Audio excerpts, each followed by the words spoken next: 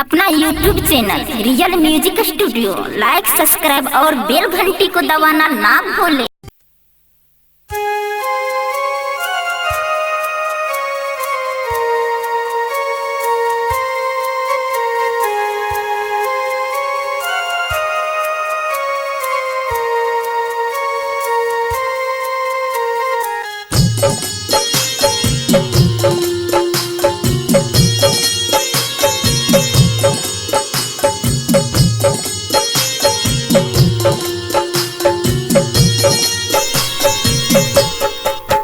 महादेव को गुरुवर बना के देखिए, महादेव को गुरुवर बना के देखिए। शिव मेरे गुरु हैं, शिव मेरे गुरु हैं, मन को समझा के देखिए। महादेव को गुरुवर बना के देखिए, महादेव को गुरुवर बना के देखिए।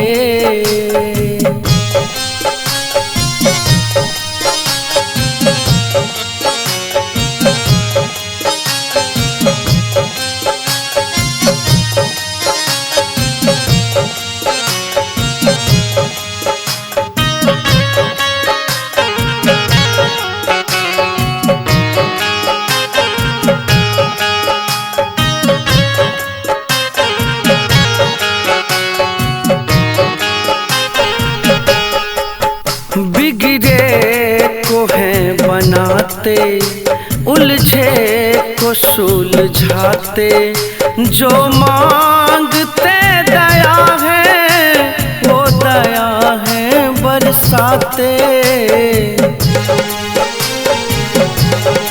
हाँ बिगड़े को है बनाते, उलझे को सुलझाते, जो मांगते दया है वो दया है बरसाते। अपने जीवन में शिव को, अपने जीवन में शिव को अपना के देखिए।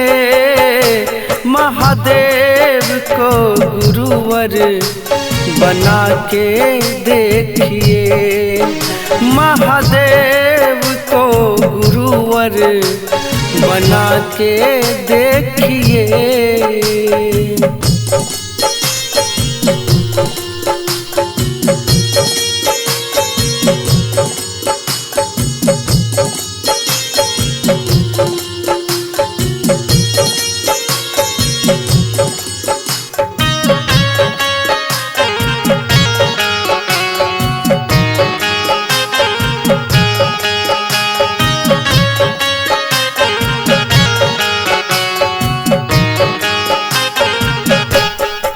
नमः शिवाय की माला सांसों में पिरोए, अपने जिंदगी को गुरुवर के नाम से सजोए।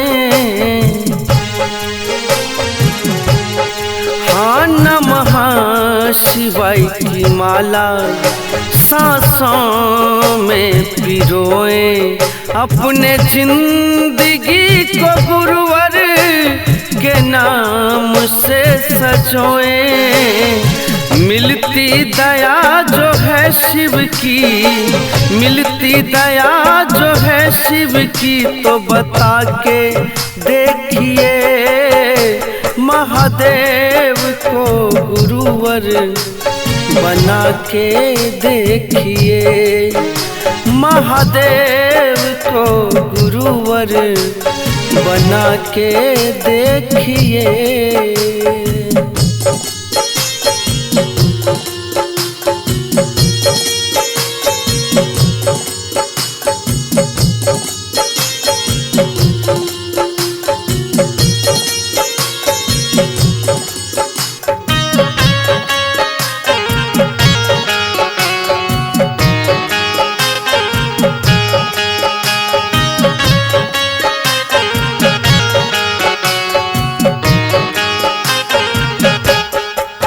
रविंद्र राणा का है कहना, जब तक है जग में रहना, शिव की दया के छाँव में आनंद में रहना।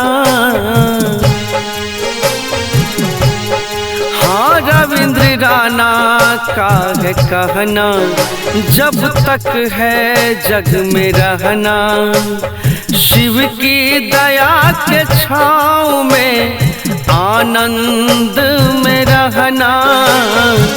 जीवन सफल हो जाएगी, जीवन सफल हो जाएगी, अपना के देखिए महादेव को गुरुवर बना के देखिए, महादेव को गुरुवर बना के देखिए। शिव मेरे गुरु हैं, शिव मेरे गुरु हैं, मन को समझा के देखिए, महादेव को गुरुवर बना के देखिए, महादेव को गुरुवर बना के देखिए, बना के देखिए, बना के देखिए।